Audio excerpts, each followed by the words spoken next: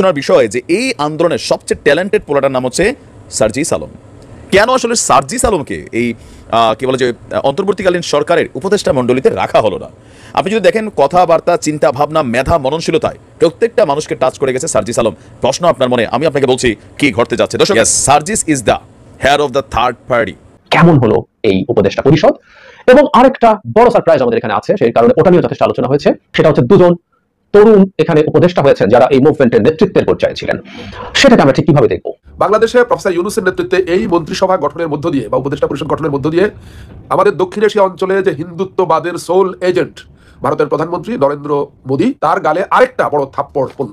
ক্ষমতা হারানোর সাথে সাথে শেখ হাসিনার দেশ থেকে পালিয়ে যাওয়ায় আওয়ামী লীগ দলটা পুরোপুরি ধ্বংস হয়ে গেছে। একই রকম একটা ধাক্কা লেগেছে ভারতের বিদেশ নীতিতে, বিশেষ করে বাংলাদেশকে নিয়ে ভারতের যে বিদেশ নীতি সেখানেও একটা। দর্শক শ্রোতা, আসসালামু আলাইকুম। নতুন একটি নিউজ ভিডিওতে আপনাদের জানাচ্ছি স্বাগতম। আজকের এই ভিডিওটি কেমন হতে চলেছে আপনারা ভিডিওর অংশ বেশি দেখে ইতিমধ্যে বুঝেই গিয়েছেন। সেই সাথে আজকের এই ভিডিওটা কতটা গুরুত্বপূর্ণ বলে আপনি মনে করছেন। আজকের এই ভিডিওটি সম্পূর্ণ দেখলে আশা করি সব কিছু আপনারা বুঝতে পারবেন। সেই সাথে সমন্বয়ক 6 জন বা 7 জন কী বলেছে সেই বিষয়গুলো নিয়ে আজকের এই ভিডিওতে আলোচনা হবে। সেই সাথে সার্জিককে কেনই বা পদ দেওয়া হলো না, কোন পদটি দেওয়া হবে, সেই বিষয় নিয়ে আজকের এই ভিডিওতে আলোচনা হবে। তার জন্য ভিডিওটি স্কিপ না করে সম্পূর্ণ দেখবেন, আশা করি সব কিছু বুঝতে পারবেন। সেই সাথে ডক্টর ইউনূস ক্ষমতা পাওয়ার পরে কী করতে যাচ্ছে সেই বিষয়টিও আজকের এই ভিডিওতে দেখতে পারবেন। প্রিয় দর্শক বন্ধুরা, বিস্তারিত ভিডিওতে যাওয়ার আগে যারা এরকম নিউজ ভিডিও পছন্দ করেন তারা অবশ্যই এই চ্যানেল সাবস্ক্রাইব করে এই চ্যানেলের সাথেই থাকবেন। সাবস্ক্রাইব করে পাশে থাকলে নিউজ ভিডিও সবার আগে আপনারা এই চ্যানেলে পেয়ে যাবেন। চলুন এই ভিডিওতে একটি লাইক দিয়ে আমরা ধারাবাহিকভাবে সেই বিস্তারিত ভিডিওগুলো একের পর এক দেখে নেই। ভিডিওটা একটু বড় হবে কারণ এই ভিডিওটাতে যথেষ্ট ইনফরমেশন আপনাদের জন্য দেওয়া আছে। বাংলাদেশের রাজনীতিতে এক বিশাল মোড় দেখেছি আমরা। দ্বিতীয় স্বাধীনতার প্রথম প্রহরে ডক্টর ইউনূসের যে সরকার সারা বাংলাদেশের মানুষকে বাক স্বাধীনতার সুযোগ দিয়েছেন। প্রশাসন থেকে শুরু করে প্রত্যেকটা জায়গায় যে সকল কর্মচারীরা আছেন তারা উপরওয়ালার যে কোনো অন্যায় আদেশকে মানতে বাধ্য না, আর যদি সেটা মেনে কোনো রকম অপরাধ করে কঠিন শাস্তির মুখোমুখি হতে হবে। তো প্রশ্ন হচ্ছে এই যে অন্তর্বর্তীকালীন সরকার সেটা আসলে কত বছর থাকবে, আর এরপরে আমরা যে তৃতীয় রাজনৈতিক দল সামনে আসতে যাচ্ছে একটা মানে কি বলা হয় যে পরিকল্পনা দেখছি, সেই পরিকল্পনায় দলটির নাম হতে পারে নাগরিক শক্তি। কারণ ডক্টর ইউনূসের যে রাজনৈতিক দলটি সেই 111 সরকারের সময় ফর্ম করতে যাচ্ছিল, সেই সরকারের কি বলা হয় যে বিলুপ্তির পর এই নাগরিক শক্তি দলটা ওইভাবে রিফর্ম করতে না পারলেও ধারণা করা হচ্ছে এখন সার্জিসের নেতৃত্বে এই অন্তর্বর্তীকালীন সরকার থাকার সময় আপনার এই নাগরিক শক্তি হিসাবে রাজনৈতিক দলটির আত্মপ্রকাশ ঘটতে যাচ্ছে। সবচেয়ে মজার বিষয় হচ্ছে এই নাগরিক শক্তি রাজনৈতিক দলটি গঠনের পেছনে সবচেয়ে বড় মদত এবং কি ভূমিকা ভারতই পালন করেছে। তথ্যসূত্র অনুযায়ী আজকের এই ভিডিওতে আন্তর্জাতিক গণমাধ্যম বিবিসির একটা প্রতিবেদন থেকে পাওয়া তথ্যগুলো আপনাদের সামনে তুলে ধরছি। দর্শক, সাল 2007 জানুয়ারি মাসের শেষের দিকে অধ্যাপক ইউনূস সাহেব তখন ভারত সফরে গিয়েছিলেন। সেই সফর শেষে তিনি এসে রাজনীতিতে যোগ দেওয়ার জোরালো সম্ভাবনা তুলে ধরেন।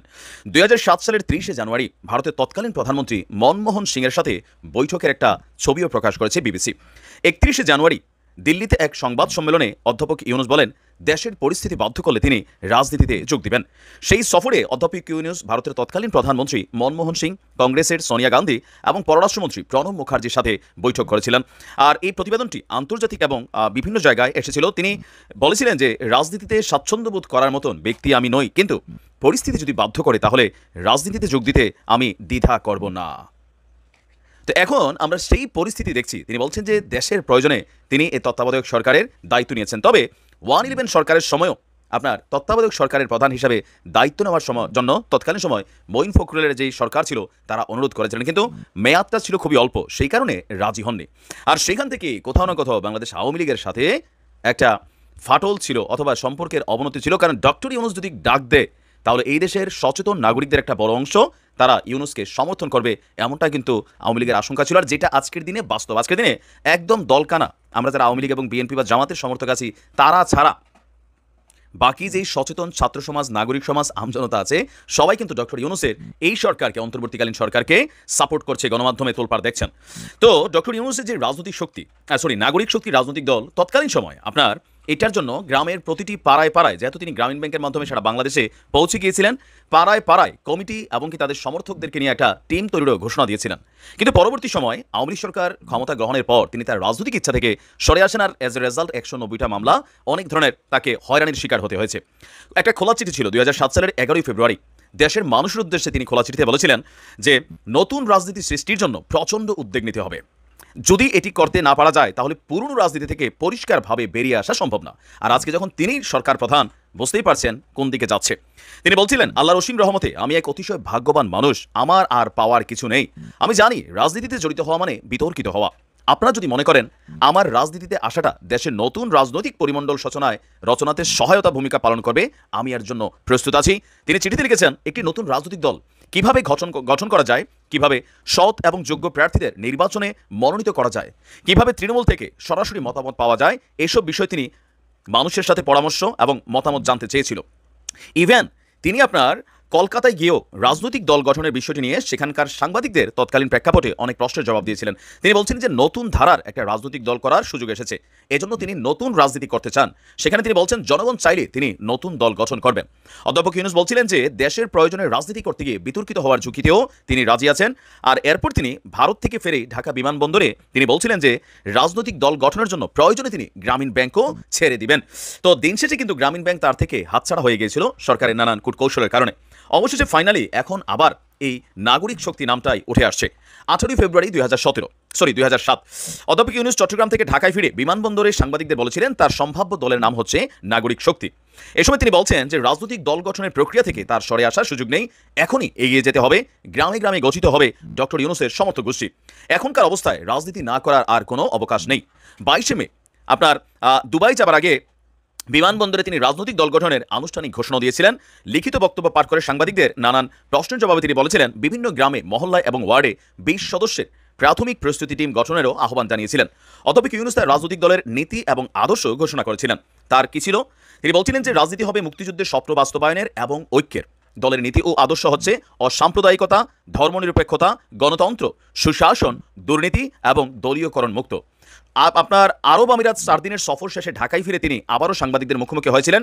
তখন আপনার যে জরুরি অবস্থা চলাকালীন সেনা সমর্থিত তত্ত্বাবধায়ক সরকারের সহায়তায় ডক্টর ইউনূস রাজনৈতিক দল গঠন করছেন কিনা এমন প্রশ্ন ছিল।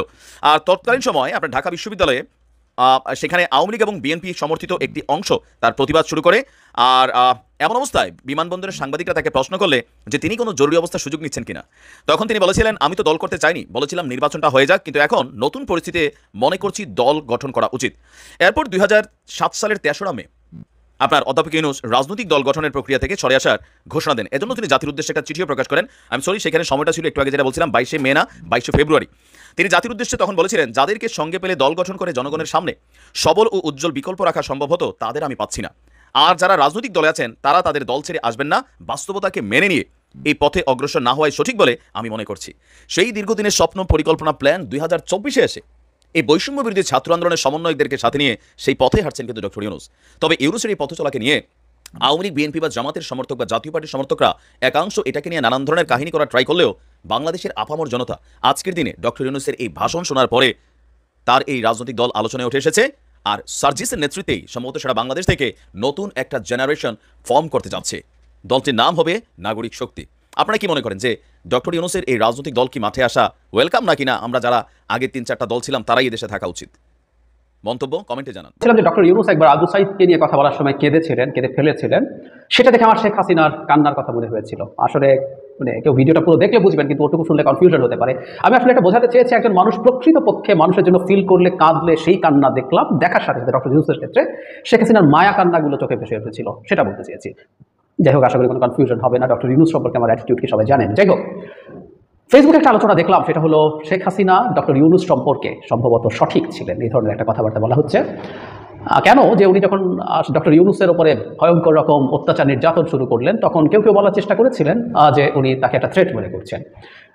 মানে ব্যাপারটা কি একটু কথা বলা দরকার। আমি কি মনে করি, প্রথম কথাটা হচ্ছে ডক্টর ইউনূসের উপরে তার যে অপারেশন চালানোর চেষ্টা, সেটা অনেকগুলো কারণ ছিল। আমার তখন অনেকগুলো ভিডিও করেছি, এর মধ্যে এটাও একটা কারণ ছিল যে তিনি হয়তো এই ভয়টা পাচ্ছেন, কিন্তু এছাড়াও আরও অনেকগুলো কারণ ছিল বলে আমি মনে করি। সেটাগুলো এরকম ছিল, এখনও তার একটা তো পুরনো ভেঞ্জেন্স আছে। ডক্টর ইউনূস ওনাকে তত্ত্বাবধায়ক সরকারের সময় ডক্টর ইউনূস দল করতে চেয়েছিলেন এবং সেই 11 সময় ডক্টর ইউনূস এই প্রসেসের সাথে ছিলেন বলে তিনি হয়তো বিশ্বাস করেছেন।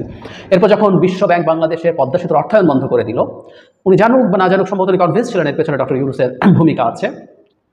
তার চাইতেও জরুরি ব্যাপার আমি যেটা মনে করি সাম্প্রতিক সময়ে, সেটা একটা বড় কারণ ছিল ডক্টর ইউনূসের হাতে একটা প্রতিষ্ঠান ছিল, যে প্রতিষ্ঠানটা অত্যন্ত ব্যবসা সফল প্রতিষ্ঠান, যেটা হলো গ্রামীণ টেলিকম, যেটা গ্রামীণ ফোনের একটা বিরাট শেয়ার হোল্ডার। এবং শেখ হাসিনার সবচেয়ে ক্লোজ উপদেষ্টা, শেষ মুহূর্তে সম্ভবত সালমান এফ রহমানের মতো এত কাছাকাছি তার আর কেউ ছিল না। মানে আমরা অনেক সময় দেখেছি গণভবনে শেখ হাসিনা মাছ ধরছেন, সেলাই করছেন, এরকম ছবি পোস্ট করছেন সালমান এফ রহমান।